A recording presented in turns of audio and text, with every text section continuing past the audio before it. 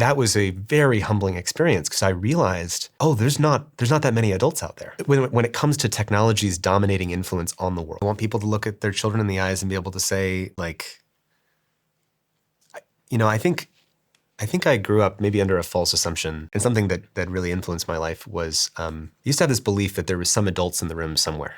Like we're doing our thing here. We're in LA, we're recording this, and there's some adults protecting the country, national security. There's some adults who are making sure that geopolitics is stable. There's some adults that are like making sure that industries don't cause toxicity and carcinogens.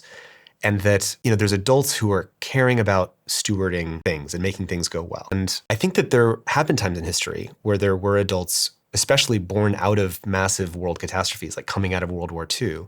There was a lot of conscious care about how do we create the institutions and the structures, Bretton Woods, United Nations, positive sum economics that would steward the world so we don't have war again. And in my first round of the social media work, as I started entering into the rooms where the adults were, and I recognized that because technology and software was eating the world, a lot of the people in power didn't understand the software. They didn't understand technology. You go to the Senate Intelligence Committee and you talk about what social media is doing to democracy and where, Russian psychological influence campaigns were happening, which were real campaigns. And I realized that I knew more about that than people who were on the Senate Intelligence Committee. Making the laws. And that was a very humbling experience because I realized, oh, there's not that many adults out there when it comes to technology's dominating influence on the world.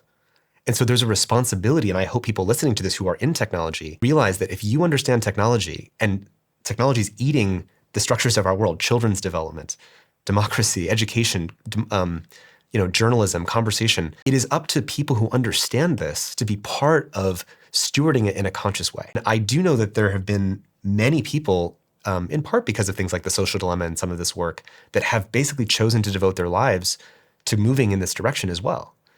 But what I feel is a responsibility because I know that most people don't understand how this stuff works. And they feel insecure because if I don't understand the technology, then who am I to criticize which way this is going to go?